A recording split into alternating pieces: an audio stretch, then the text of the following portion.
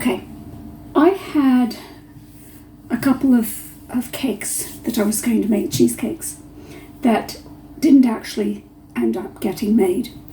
And so today I had 3 pots of whipping cream, which were expiring today.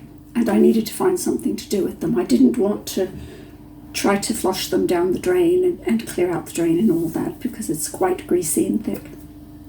And it was a waste to do that. So I found this video, and I'll post the link, of course, as always, which showed me what to do with it. Now, when I was a girl growing up on the organic farm, one of my chores, in addition to chopping wood and ploughing fields and all that lot, was milking the cows. On average, we had 2, usually, for me to milk. And I would strain the milk into a jug, crockery jug with cheesecloth, put it in the refrigeration overnight, and the next morning I would have about 3 or 4 millimeters of hard, extra thick double cream, which I skimmed off and used for desserts and things. Then, because these were really good, rich milkers, I think they were Herefords, but they would deliver a milk that was a third cream. And it's double cream. So I would gently, with a ladle, get the first layers out. And when I would hit a layer where I would get a little bit of the white milk, I would stop, stir that in so that we would have full fat milk, flavorful enough. But the cream, we had a crockery churn at first, but the paddle broke and we couldn't afford another one. So my mum had giant glass jars, and I would put the cream in them and add to it every day until the jar was about 2/3 full.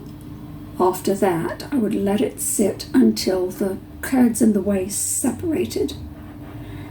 And then you take the jar and rock it across your knees with a nice slosh to a rhythm. Churn, butter, churn. Churn, butter, churn. And of course it did take a while. Churning butter by hand does take some time. But I would have butter and buttermilk, which I would then wash out and salt, put into forms. We had those wooden forms that you would smash it into. And then when it had hardened, put it in the freezer. And we had butter. This is buttermilk. This is what buttermilk really looks like. It's not really thick, creamy. That's the cultured buttermilk that's made for the shops. That's not really buttermilk, but this is.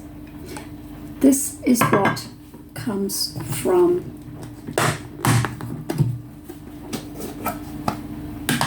this. This is real butter. Real butter churned with real cream, salted to taste, washed clean, and ready to use. And the thing that I love about it is if I make it fresh on the day that I want it for a recipe, it's so much more easily used in these recipes than trying to get store-bought butter to room temperature. It's still quite hard and difficult to use with a mixer or even a food processor. This is so much easier. And all I had to do was take a pot of whipping cream, pour it into this, and in less than 5 minutes I had butter. The way I did it was I just turned the chopper on, which made far too much noise for me to use it. But of course, in less than 2 minutes, it had become a good stiff whipped cream. I could have added sugar to it and put it on top of cake. But instead, I let it carry on processing, and it went from whipped cream to butter, where I could see it start separating. And then after another minute or so, I could see the chunks, and I could hear the processor going chunk, chunk, because it was chunks. And at that point, I turned it off, drained out buttermilk, and washed and pressed and salted the butter, all in about 5 minutes. This is actually 3 pots of that whipping cream, not 1, just so we know. And it was so brilliant and so easy, and it was such a good use of this cream that would have just gone down the drain, that I felt I wanted to share it with you.